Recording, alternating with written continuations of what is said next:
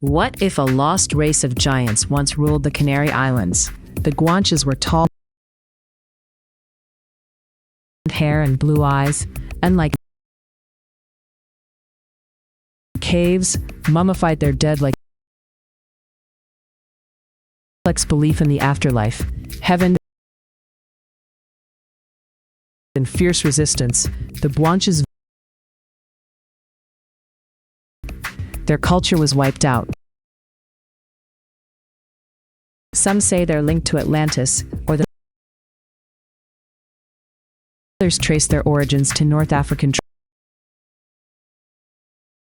only in ancient soil, scattered giants of legend, or just a forgotten remains. Subscribe now.